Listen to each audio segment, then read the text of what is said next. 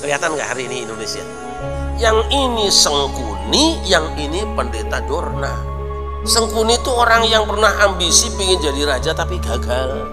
Kalau Dorna gagalnya apa? Gagal menjadi pimpinan tokoh keagamaan. Tapi dipercaya terus sama orang-orang. Selama dua makhluk ini masih ada, maka keributan di negara Astina dan Kurawa nggak akan pernah beres. Karena rakyat selalu percaya dengan Dorna. Sudah bolak-balik Dorna ini tukang goro, tapi dia bisa menampilkan jubahnya panjang, nek ngomong tuh pakai seolah-olah sufi beneran. Lah sufi jadi sumber fitnah sekarang kalau begitu caranya. Tidak boleh nuduh ke orang lain rakab awak dewe. Berarti manusia itu ada 3 kelompok: ahbar, ruhban, jamaah. Ahbarnya siapa, ruhbannya siapa, jamaahnya siapa? Kira-kira kita yang mana?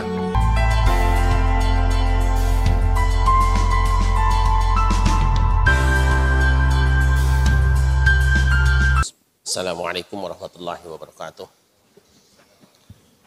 Alhamdulillah wassalatu wassalamu ala Rasulillah wa ala alihi wa sahbihi wa man tabi'ahu wa wala. Nas'aluka Allahumma al-ijabah ala hadiniya. Al-Fatihah. A'udzu billahi minasyaitonir rajim. Bismillahirrahmanirrahim. Alhamdulillahirabbil alamin arrahmanir rahim maliki yaumiddin. Iyyaka na'budu wa iyyaka nasta'in. Ihdinas siratal mustaqim. Siratal ladzina an'amta 'alaihim ghairil maghdubi 'alaihim waladdallin. A'udzu billahi minasy syaithanir rajim. Bismillahirrahmanirrahim. Ya ayyuhalladzina amanu inna katsiran minal ahbari war ruhbani la ya'kuluna amwalan nasi bil batil.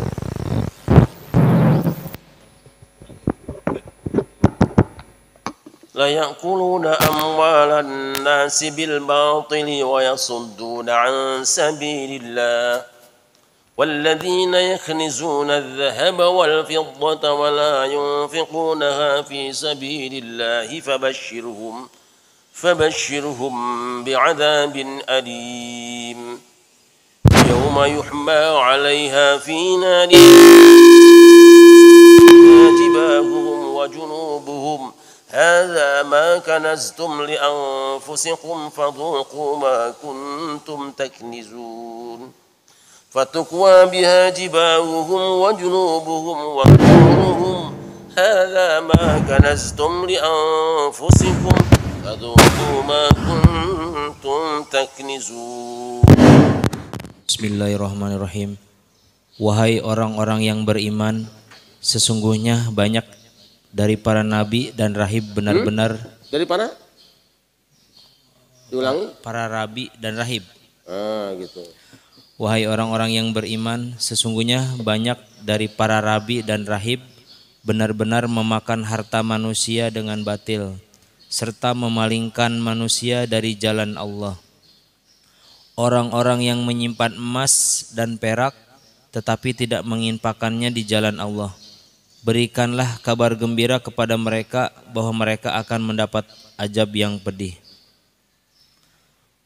Pada hari ketika emas dan perak itu dipanaskan dalam neraka jahanam, lalu disetrikalah pada dahi, lambung dan punggung mereka, seraya dikatakan, inilah harta yang dahulu kamu simpan untuk dirimu sendiri, tidak diinfakkan, maka rasakanlah akibat dari apa yang selama ini kamu simpan.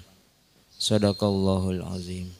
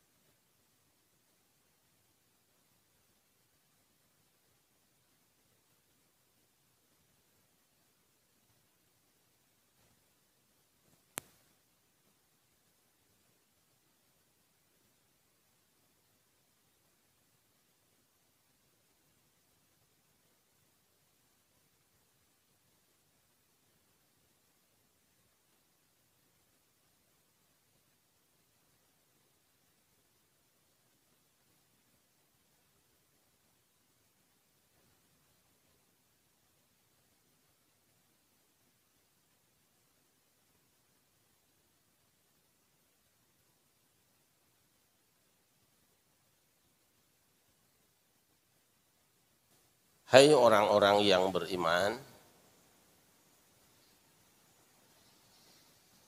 sesungguhnya banyak di antara ahbar dan ruhban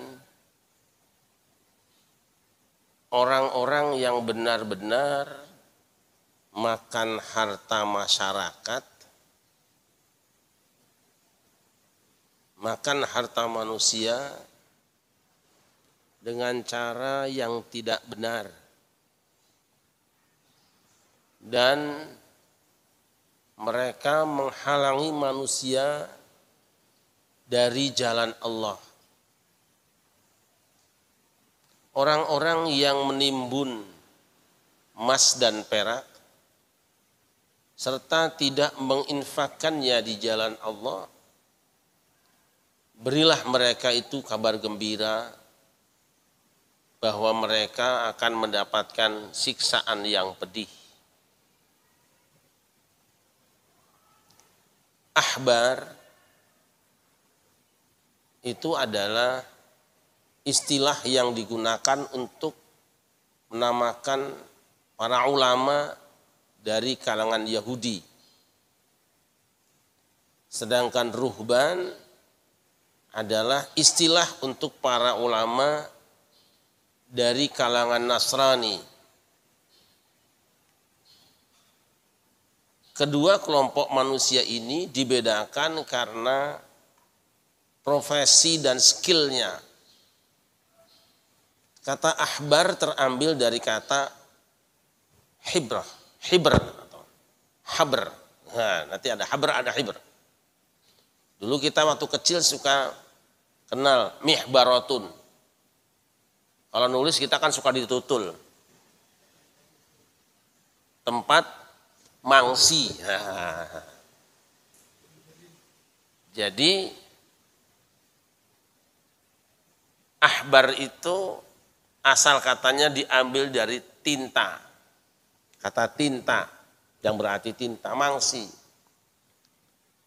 Mengapa? Itu digunakan untuk menyebutkan orang yang pinter, cendekiawan. Kalau sekarang itu cendekiawan, ilmuwan. Di mana otaknya cerdas, ilmunya banyak. Hidupnya serba rasional. Jadi ini adalah kaum intelektual. Sedangkan ruhban itu dari kata rohiba.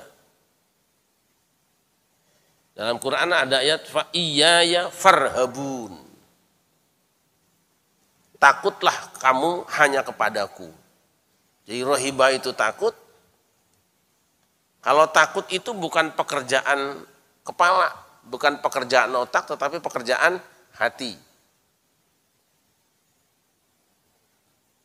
Jadi orang-orang yang selama ini ahli pandai mengolah hati. Orang yang hidupnya selalu berusaha untuk ngurusin hati.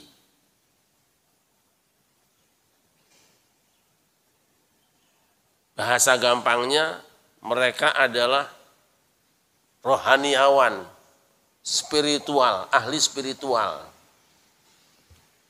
Ini ahbar dan ruhban.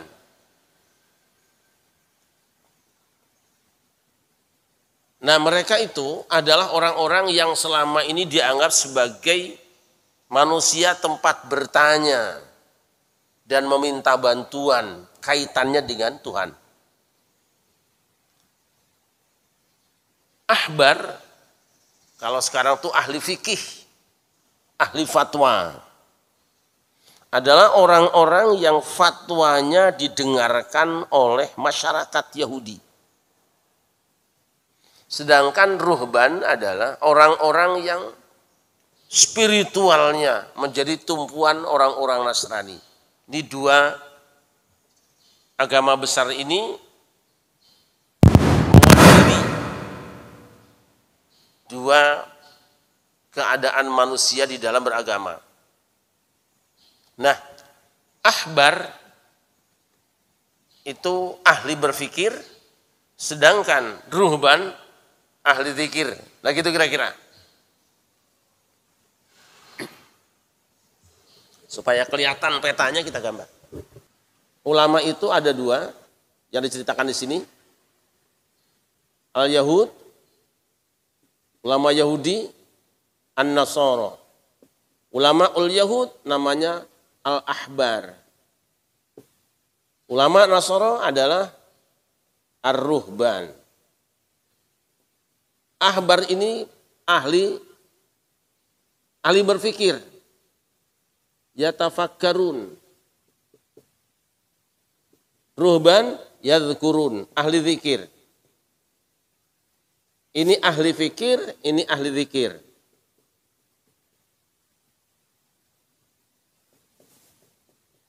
Ini adalah intelektual,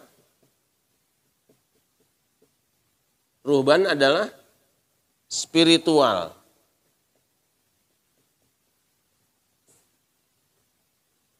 Ya, ahbar adalah ilmuwan, ruhban adalah rohaniawan.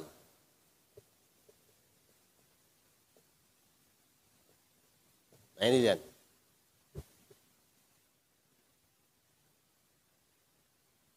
Nah, orang-orang inilah yang dipercaya oleh Allah dengan ilmu pengetahuan dan kedalaman hatinya untuk menjaga syariat Allah. Ini sumber kebenaran. Fatwa. Ini sumber kebahagiaan jiwa. Ngurus. Kalau bahasa sekarang ini fuqaha, ini adalah asfiya. Tetapi Allah menceritakan di dalam Al-Quran ini, ayat ini, dua kelompok manusia ini tercela karena apa? La yakuluna amwalan nasi bil batil.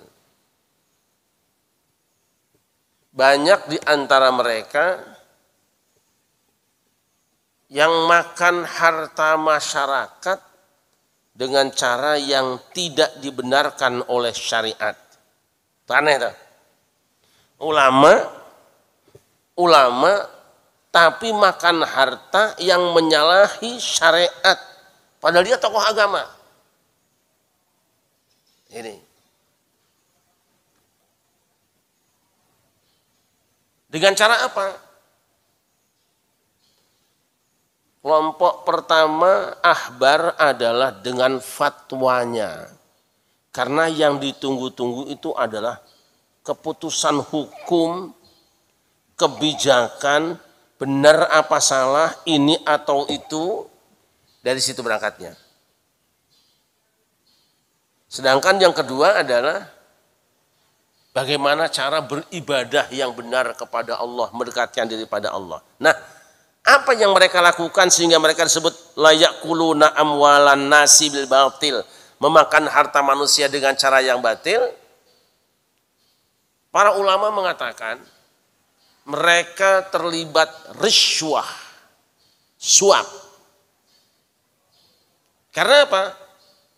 Mereka seenaknya menafsirkan ayat-ayat, memindahkan pesan ayat sesuai dengan pesanan yang bayar.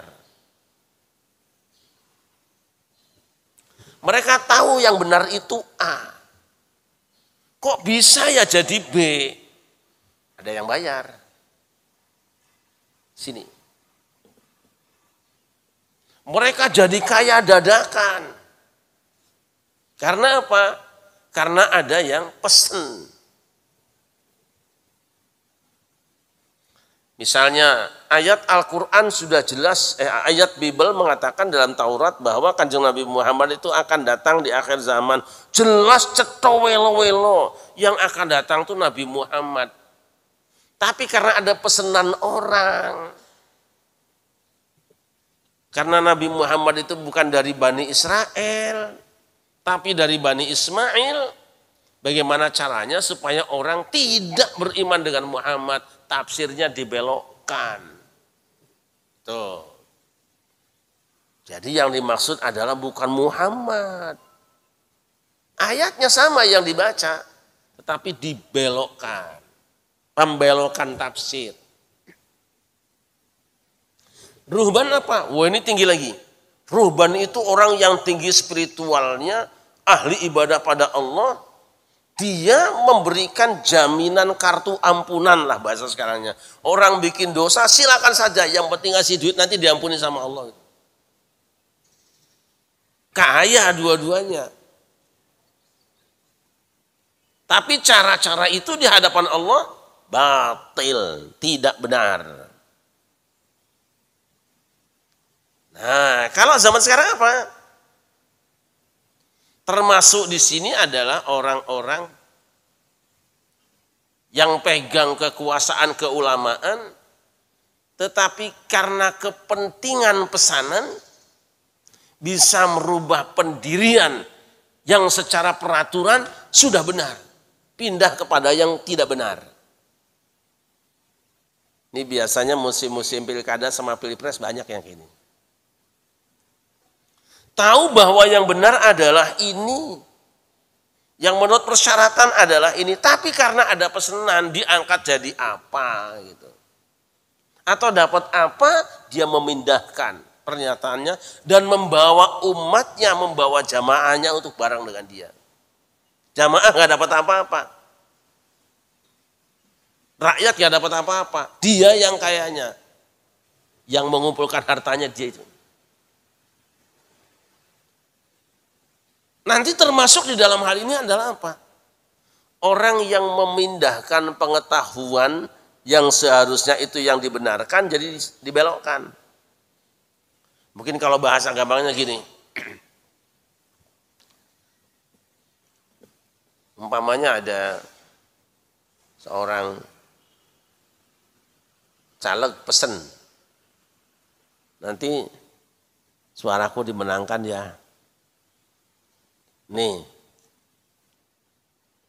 maka nanti si rekapnya dirubah.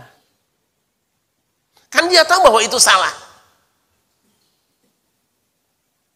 Sudah tahu misalnya si rekapnya itu si A dapat 100, si B dapat 200. Tapi karena yang bayar si B, tambahin jadi 300, ini jadi 0.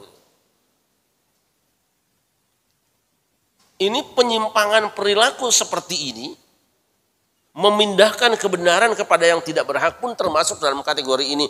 Dan ini ahlinya model ini nih. Mau kemana bertanya kalau nggak pada ulama? Mau kemana bertanya minta doa kalau nggak pada guru sufi gitu?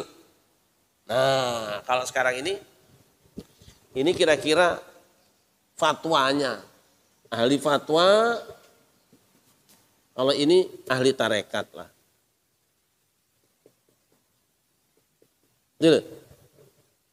Orang-orang ini dengan mudahnya bisa menjadi kaya, dapat harta dari masyarakat. Dengan cara apa? Dengan kepandaiannya dia mengolah ayat-ayat Allah. Dengan kepandaiannya dia mengolah otak dan hatinya, menggoyang hati manusia, sehingga manusia dengan gampang ditaklukkannya, keluar bendanya. Coba bayangkan hari ini, kira-kira ahbarnya siapa? Ilmuwan, sarjana hukum, profesor, doktor, pakar. Hanya karena ada pesanan ke sini. Kebenaran tuh jelas nggak? Jelas. Yang benar itu pertelo nggak? Pertelo. Jelas. Tapi dia menjadi tidak jelas karena ada orang-orang yang membuatnya tidak jelas. Ini siapa kira-kira tokoh yang ini? Gampang. Kalau itu kira-kira profesor doktor lah gitu. Sarjana hukum lah, pakar. Kalau yang ini bukan itu gelarnya, bukan. Ya gelarnya bisa syekh, bisa guru mursyid, bisa maulana, bisa mbah yai, romo apa. Pintar urusan cari duit. Orang awam tidak akan tahu. Makanya diumumkan oleh Allah. Banyak di antara orang-orang ini yang kamu tidak tahu. Dia tuh banyak duitnya. Mewah hidupnya tuh dari cari mempermainkan ayat-ayat Allah. Mempermainkan kebenaran. Dampaknya apa? Yasudduna an sabilillah, menghalangi manusia dari jalan Allah, dari yang benar. Manusia tidak mencapai yang benar, tidak memilih yang benar, tidak mengambil yang benar gara-gara dua orang ini. Maka kuasailah dua kelompok manusia ini, menang sampean.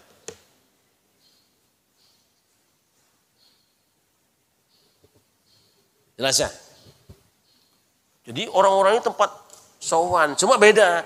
Cara sowan sini cium tangan, cara sowan sana ya seminar lah.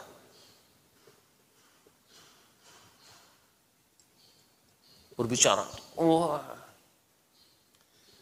Tidak mungkin kalau manusia ilmunya sama, kemudian motivasinya, tulusnya sama, kok bisa bertengkar? Aneh.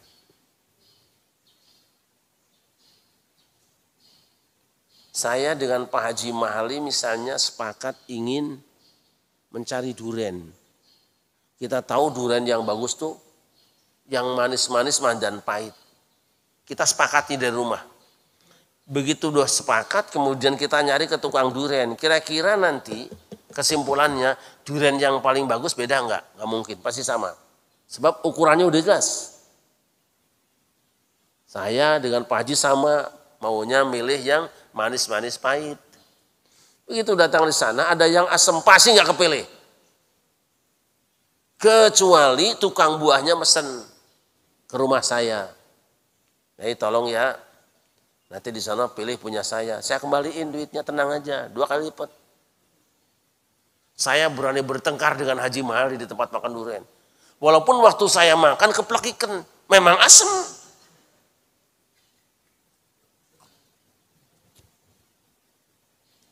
Ketika keplek ikan asam, kenapa? Asam ya? Enggak, tadi saya memang keselak.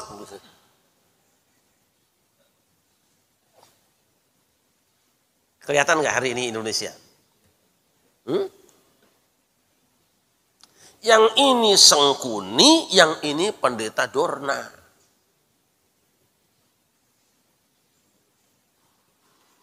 Sengkuni itu orang yang pernah ambisi pengen jadi raja tapi gagal. Pakar politik. Kalau Dorna gagalnya apa? Gagal menjadi pimpinan tokoh keagamaan. Tapi dipercaya terus sama orang-orang. Selama 2 makhluk ini masih ada, maka keributan di negara Astina dan Kurawa nggak akan pernah beres. Karena rakyat selalu percaya dengan Dorna, sudah bolak-balik Dorna ini tukang goro, tapi dia bisa menampilkan jubahnya panjang. Nek ngomong tuh pakai seolah-olah sufi beneran. Lah sufi jadi sumber fitnah sekarang kalau begitu caranya.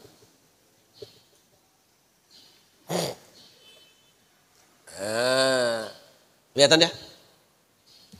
Tidak boleh nuduh ke orang lain rakab awak dhewe. Berarti manusia itu ada 3 kelompok, ahbar, ruhban, jamaah. Ahbarnya siapa, ruhbannya siapa, jamaahnya siapa? Kira-kira kita yang mana? Yang mana? Mas Andi yang mana kira? Mau pilih yang mana? Mau jadi ahbar, ruhban apa jamaah?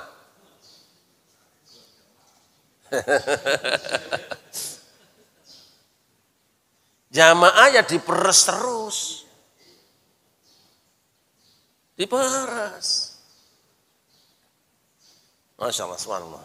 Sallallahu alaihi Muhammad.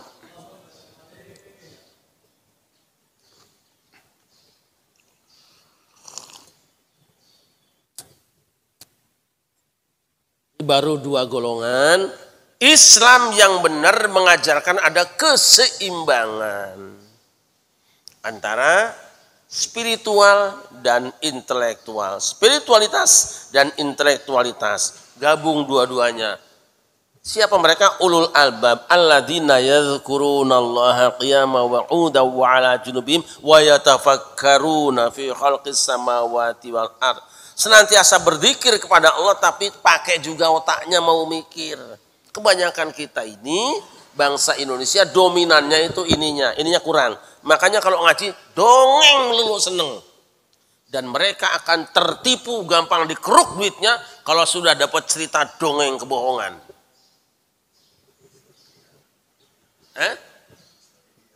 Israiliyat.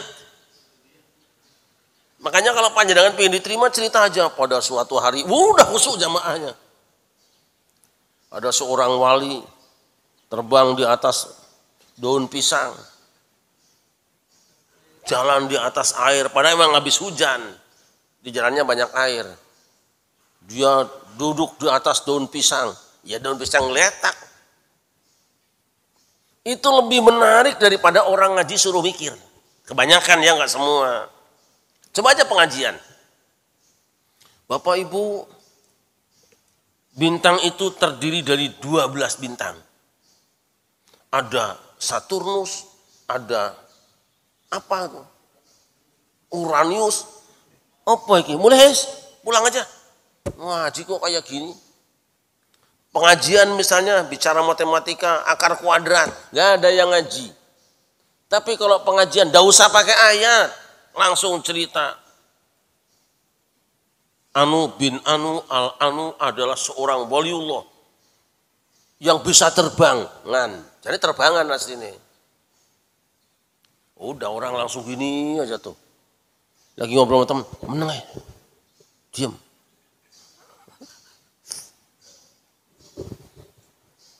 Ini harus diobati, disembuhkan supaya seimbang gitu loh. Wes. Sekarang yang ketiga, walladzina yaknizuna adh-dhahaba wal fiddata wa la yunfiqunha fi sabilillah fabashshirhum bi'adzabin alim. Orang yang mengumpulkan emas dan perak. Tadi juga emas dan perak kan? Tapi caranya batil. Sekarang cara mengumpulkannya benar. Orang dagang, orang bisnis, orang cari harta tapi ditimbun dan tidak menginfakkannya di jalan Allah. Nimbun harta. Ini orang ketiga. Ini manusia itu ya. Manusia itu ada ahli fatwa, ada ahli spiritual, dan yang ketiga adalah orang kaya.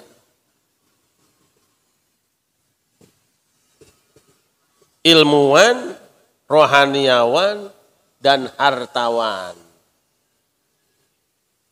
Ini kalau ada orang kayak gini keren banget dah. Pinter, suci jiwanya, terus kaya. Ini top orangnya. Cerdas, terus waras, badannya bergas. Waduh. Hebat. Dapat satu aja udah keren. Jadi orang pinter, tenar. Jadi tokoh spiritual, tenar. Jadi orang kaya, tenar. Ini kalau dapat tiga-tiganya keren. Tetapi apakah orang punya tiga-tiganya? Jarang. Punya satu pun kadang-kadang keren dia. Tetapi kerennya itu belum tentu mengantarkan dia kepada keselamatan. Nah yang ketiga ini orang kaya.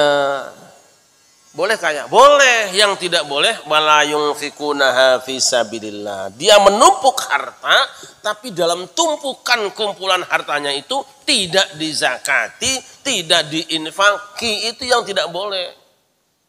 Kudusnya boleh. Fabashshirhum bi'adzabin alim, beri kabar kepada mereka dengan siksaan yang pedih.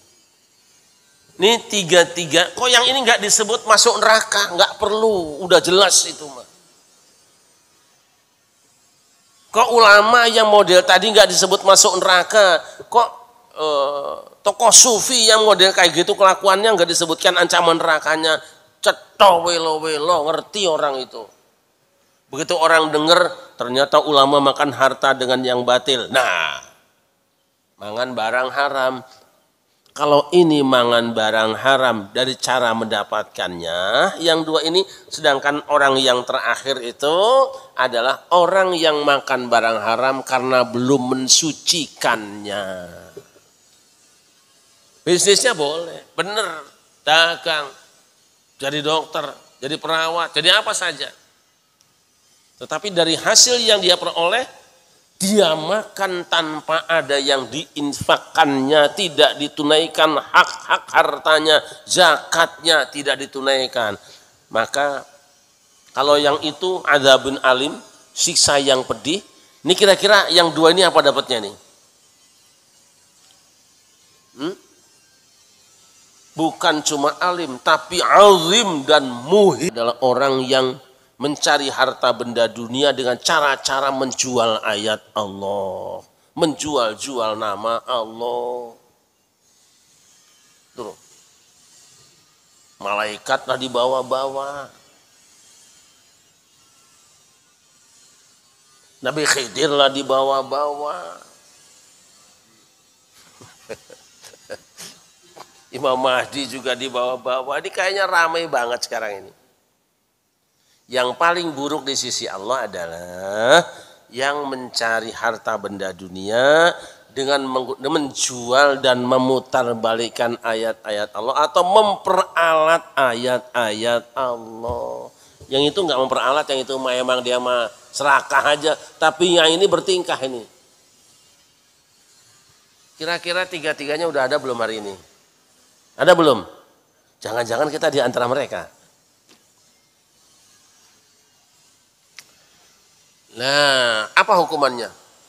Silakan dibaca lagi terjemahnya tadi. Yaumah yuhma 'alaiha fatuqwa biha jibauhum wa junubuhum wa zuhuruhum hadza ma kanastum li anfusikum fadzuqu ma kuntum taknizun. Silakan.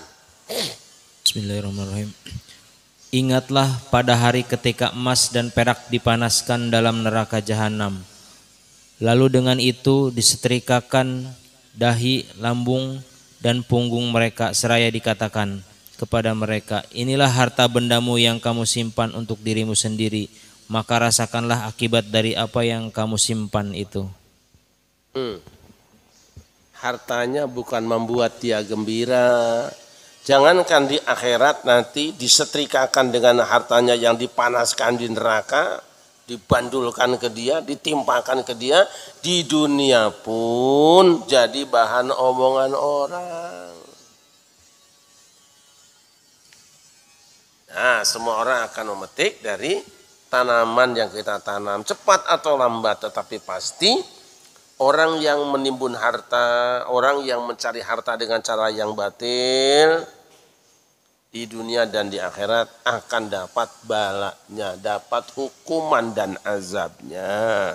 Jadi silakan mau milih jadi rakyat, mau milih jadi ahli fikih, mau ahli tasawuf silahkan. Tapi ingat, jangan makan harta dengan cara yang haram. Haram itu dua, haram satu dengan menggunakan memutarbalikan ayat, memperalat ayat. Haram yang kedua adalah tidak membayar zakat. Tapi yang paling hina adalah yang jual beli ayat. Merubah makna, mendukung sesuatu karena ada pesanannya. Baik, saya kira itu saja. Al-Fatihah.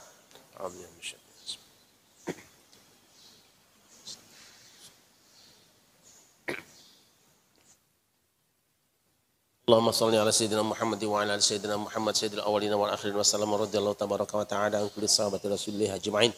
Alhamdulillah rabbil alamin hamdan yuwafi ni'amahu wa yukafi mazidah. Ya Rabbana lakal hamdu kama yanbaghi li jalali wajhika wa 'azimi sultanik. Rabbana la tuzigh qulubana ba'da idh hadaitana wa hab lana min ladunka rahmatan innaka antal wahhab. Rabbana innaka jami'un nasi li yaumin la raiba fihi. Innallaha la yukhliful mi'ad.